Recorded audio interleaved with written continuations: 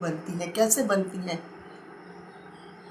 कि घर में किसी ने भोजन बनाया और हमने उस भोजन में दोष निकाला। हमने कहा कि भोजन तो अच्छा नहीं है, कि हमने किस में दोष निकाला, भोजन में या भोजन बनाने वाले में। दोनों में ध्यान देने योग्य बातें हैं कि हमने भोजन में दोष निकाला या भोजन बनाने वाले में। किसी व्यक्ति ने कोई काम किया हमारे लिए, हमने कहा ये कार्य तो अच्छा नहीं है। हमने कार्य में दोष निकाला या कार्य करने वाले में दोष निकाला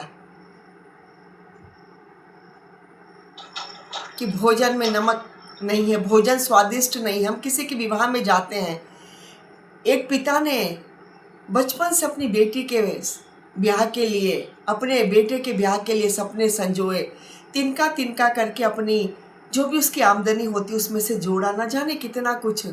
और जब बड़े हुए तो उसका विवाह किया। और हम भी विवाह में जाते हैं, निमंत्रण दिया, उन्होंने बुलाया बड़े सम्मान के साथ।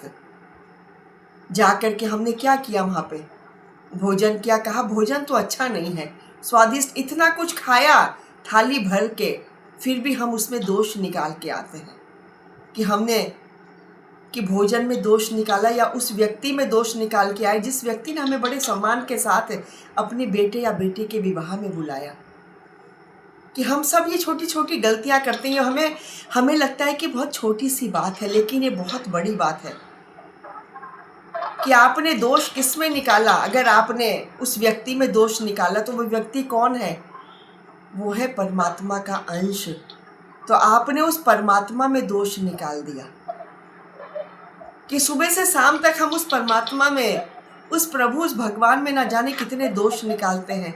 फिर भी हम सुबह उठ के पूजा करते हैं, प्रार्थना करते हैं, उसकी आराधना करते हैं कि दोष भी निकाल रहे हैं, उसकी आराधना भी कर रहे हैं। सोचते हैं कि हमारे सब काम बन जाए। तो कैसे बनेंगे कि आपने दोष निकाला जब किसमें? तो दोषी व्यक्ति कहाँ गया? आपसे दूर चला गया। कि जिस पिता के यहाँ विवाह था, उसने सारे भोज की तैयारी करी और आपने एक पल में जाके कह दिया कि ये तो, अरे गोलगप्पे आपने खाए, कि गोलगप्पे तो स्वादिष्ट नहीं थे। जिस व्यक्ति ने वो गोलगप्पे बनाए या उस पानी को बनाया होगा जो आप स्वाद से खाने के लिए गए थे, तो आपने उसमें दोष निकाल दिया, उस व्यक्ति में। और वो व्यक्ति कौन? परमात्मा का अंश। उस अंश में आपने दोष निकाल दिया कि स्वयं को जांचे परखें कि हम कर क्या रहे हैं। हमारा क्या बन गया? कर्म बन गया वो, और वो कर्म हमारा बिगड़ गया। क्योंकि जिस प्रभु से हम प्रेम करते हैं उसी प्रेम में हमने दोष निकाल दिया कि जिस पत्नी में, जिस बेटे में थोड़ी सी कमी आ गई, उसी में हम दोष निकाल देते हैं। क्योंकि जब कुछ विपरीत परिस्थिति आती है तो हमें क्रोध आ जाता है, हमें गुस्सा आ जाता है।